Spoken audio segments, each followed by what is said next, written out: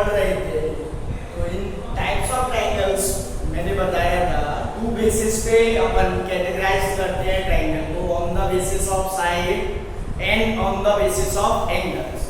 तो on the basis of sides triangle 3 types के अपन डिस्क्राइब कर चुके हैं। Today we learn about the types of triangle on the basis of angle. तो सेकंड है on the basis of angles, triangles are categorized या classified in 3 groups. First, acute angled triangle.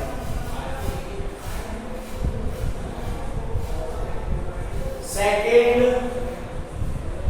obtuse angle triangle. And third, right angled triangle.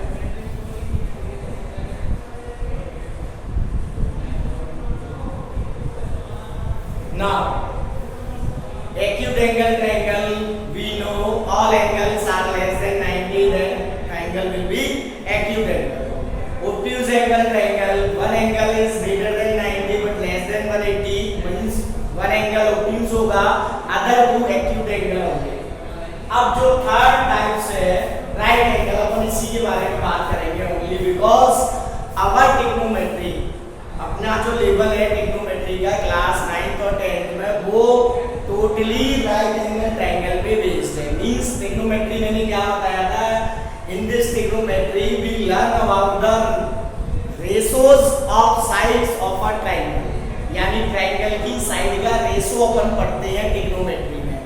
तो जिस triangle की side का ratio पढ़ते हैं वो राइट एंगल ट्रायंगल होता है। मींस पूरी टोटल ट्रिग्नोमेट्री अपनी जो बेस है ट्रिग्नोमेट्री का, वो राइट एंगल ट्रायंगल है। क्लियर? तो लुक है राइट एंगल ट्रायंगल के बारे में ही अपन डिस्क्राइब करेंगे और फिर यहाँ से ही अपनी ट्रिग्नोमेट्री स्टार्ट हो जाएगी, राइट एंगल ट्रायंगल।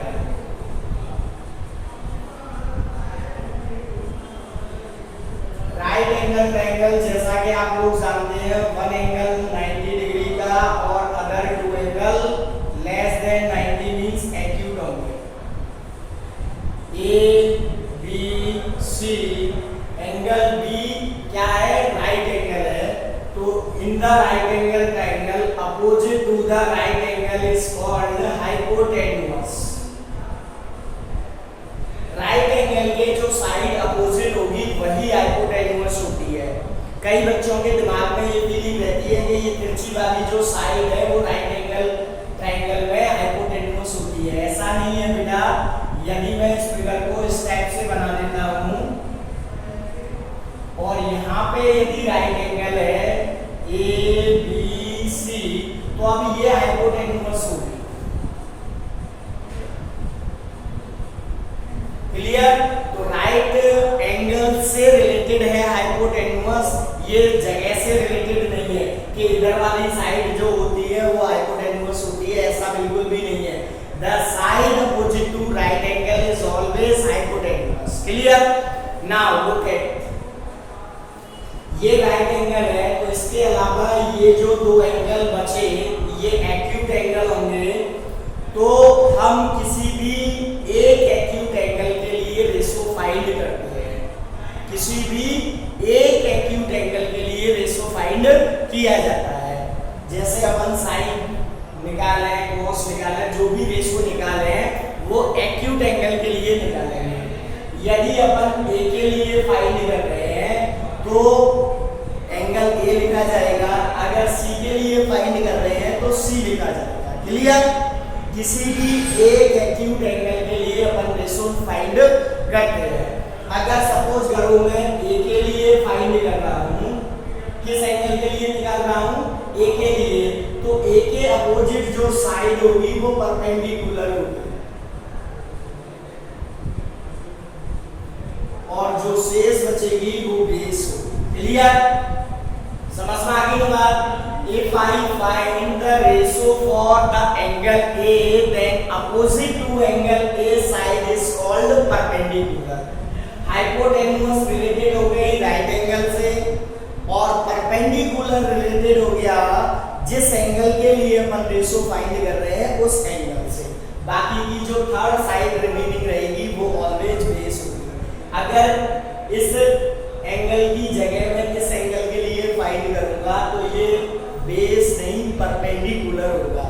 दिमाग में से ये फीलिंग निकाल देना कि नीचे वाली बेस होती है, खड़ी वाली परपेंडिकुलर और ये तिरछी वाली हाइपोटेन्यूस, ऐसा नहीं है। जिस एंगल के लिए अपन रेशो फाइंड कर रहे हैं उसके अपोजिट जो साइड होगी वही परपेंडिकुलर होगी, वही क्या होगी, परपेंडिकुलर, और राइट एंगल के जो अपोजिट होगी वही हाइपोटेन्यूस होगी। हाइपोटेन्यूस और परपेंडिकुलर दोनों ही रिलेटेड एंगल से हैं, ना कि प्लेस से, ठीक है ना भाई। अब हर ट्रायंगल में, राइट एंगल में या एक्यूट एंगल में, लेकिन अपन राइट एंगल की बात कर रहे हैं, तो ईच राइट एंगल ट्रायंगल है 3 साइड्स। ट्रायंगल में 3 साइड ही होंगी, तो 3 साइड्स में से अपन जब रेशो निकालेंगे तो 2 साइड्स लेंगे, जैसे 2:3, तो 2 नंबर चाहिए कि नहीं चाहिए अपन को। तो ऐसे ही जब साइडों का रेशो निकालेंगे तो 2 साइड लेके रेशो निकलेगा। तो इस टाइप से 3 में से 2 साइड लेकर रेशो निकालने के लिए टोटल 6 रेशो बनते हैं। कितने रेशो बनते हैं बेटा? 6। अब उनको जिसने भी बनाया उसने नाम दे दिया इनको, जैसे फर्स्ट को उसने नाम दे दिया साइन। क्या? साइन। अब अपन ए के लिए निकाल रहे हैं तो ए लिखेंगे, सी के लिए निकाल रहे हैं तो सी लिखेंगे। मैंने ए को जनरली थीटा बोल दिया। क्या बोल दिया? थीटा। तो यहाँ पे मैंने थीटा लिख दिया। और ये कौन सी साइडों का रेशो होता है? परपेंडिकुलर और हाइपोटेन्यूस का। तो परपेंडिकुलर को मैं P से रिप्रेजेंट कर रहा हूँ और हाइपोटेन्यूस को H से रिप्रेजेंट कर रहा हूँ। Means in the right angle triangle for acute angle, any acute angle, the ratio of perpendicular and hypotenuse is called sin theta. Sin theta क्या होता है? किसी भी राइट एंगल ट्रायंगल में उसकी परपेंडिकुलर और हाइपोटेन्यूस का रेशो।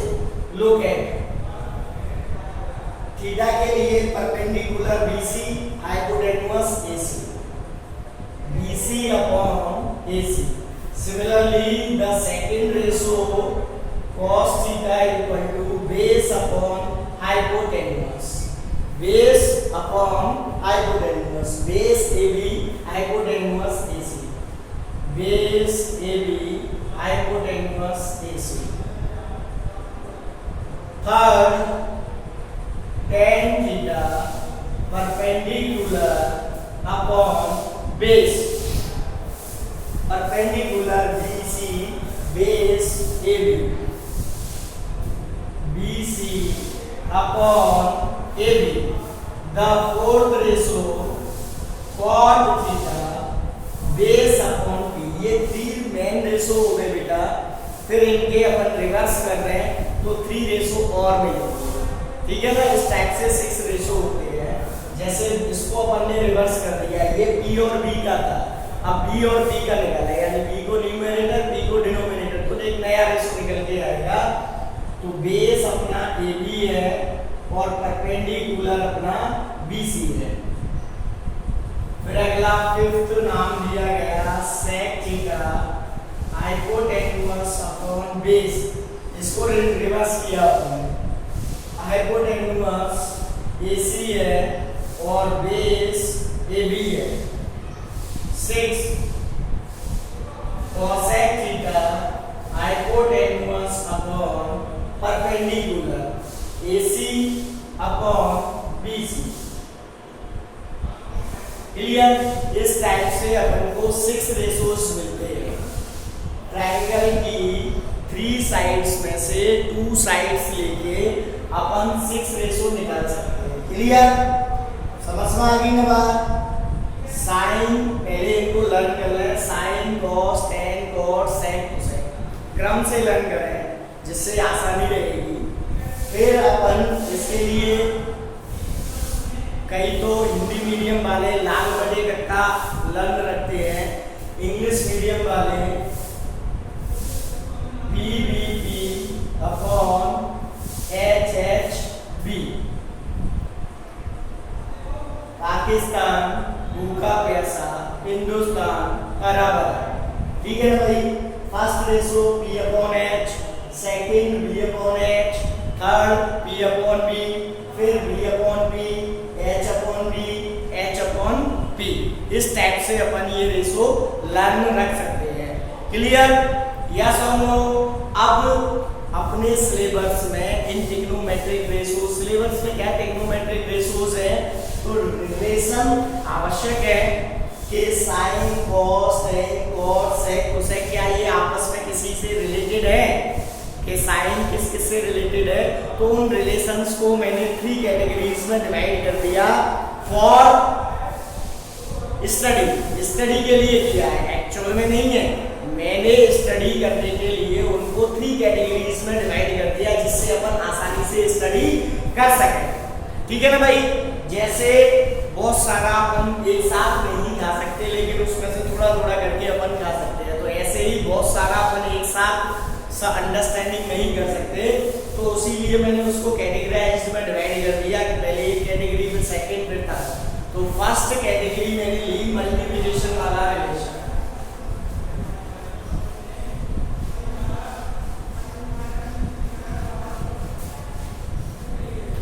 तो फर्स्ट है अपना मल्टीप्लिकेशन रिलेशन। ठीक है ना? आपकी बुक में कोई हेडिंग नहीं है, लेकिन मैंने हेडिंग बना ली है स्टडी के लिए। कैसे कि ये जो फॉर्मूले हैं वो इन्हीं फॉर्मूलों से मल्टीप्लाई कर करके अपन निकालेंगे, तो इसीलिए मल्टीप्लिकेशन रिलेशन लिख दिया। कैसे निकालेंगे? फर्स्ट को और 6 को मल्टीप्लाई किया सबसे पहले, मल्टीप्लाई फर्स्ट एंड 6। तो देखो फर्स्ट है मेरा साइन थीटा, 6 है मेरा कोसेक थीटा। क्या आएगा? Sine theta equal to BC upon AC और cosec theta AC upon BC।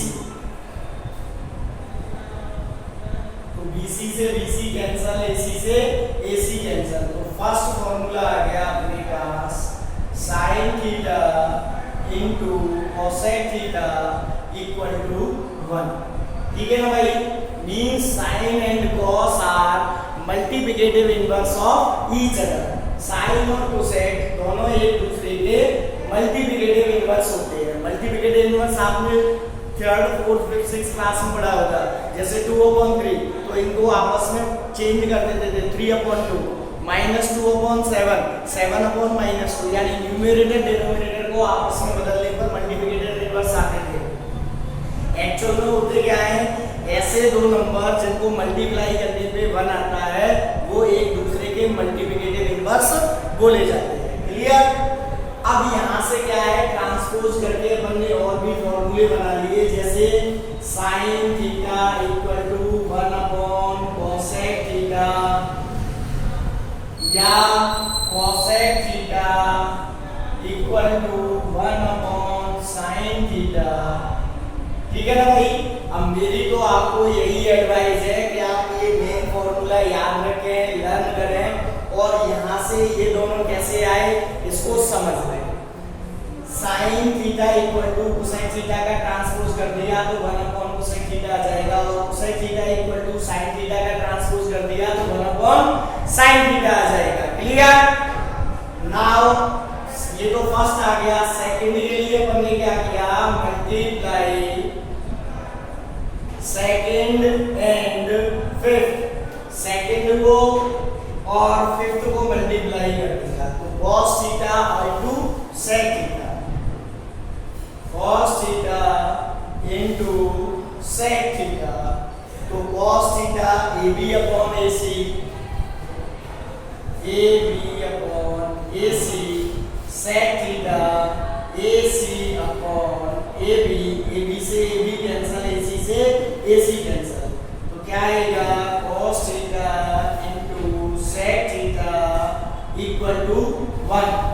ऐसे ही यहाँ से आएगा cos theta equal to 1/sec theta और sec theta equal to 1 upon cos theta. वही ट्रांसपोज करके निकाले बेटा। cos theta equal to sec theta का इधर ट्रांसपोज होगा तो डिवाइड कर जाएगा, क्योंकि cos theta into sec theta multiply में है तो ट्रांसपोज करके है तो डिवाइड कर जाता है, पता है ना। फिर अगला थर्ड निकाला आपने, multiply third and fourth. Third और फोर्थ को अपन ने मल्टीप्लाई किया, थर्ड एंड फोर्थ को tan theta into cot theta equal to क्या आएगा, BC upon AB multiply AB upon BC। AB से AB कैंसिल, यहां से देखे लिख रहे हैं बेटा बस, ठीक है ना। तो ये आ जाएगा tan theta into cot theta equal to 1। अब ऐसे ही क्या किया, ट्रांसपोजिंग से और फॉर्मूले बना लिए, tan theta equal to 1 upon cot theta और cot theta equal to 1 upon tan theta. Clear. अब सेकंड जो कैटेगरी है वो डिवीजन वाली है, वो अपन नेक्स्ट वीडियो में डिस्कस करेंगे, ठीक है ना भाई। आज के लिए केवल इतना ही। आप ये वीडियो देख के फॉर्मूलेस वगैरह लिखें और उनको लर्न करें। ट्रिग्नोमेट्री में फॉर्मूलेस आपको बहुत अच्छे से लर्न होना चाहिए, वो भी कैसा, रिवर्सिबल। कैसा, रिवर्सिबल। जैसे sin theta into cosec theta equal to 1 होता है, तो अपन के दिमाग में ये रहना चाहिए कि जब जरूरत पड़े तो 1 को अपन sin इनटू cosec लिख सकें, या sin theta equal to 1 upon cosec theta होता है तो ये दिमाग में होना चाहिए कि 1 अपॉन cosec थीटा भी अपन sin थीटा लिख सकते हैं। ये दोनों तरफ से काम में आते हैं। कई फॉर्मूले तो ऐसे होते हैं कि 1 वे होते हैं, लेकिन ये 2 वे हैं, दोनों तरफ से काम आएंगे। कभी तो हम sin थीटा को 1 अपॉन cosec थीटा में लिखेंगे और कभी 1 अपॉन cosec थीटा को sin थीटा लिखेंगे। समझ में आ गई ना बात, यस और नो, ठीक है ना भाई।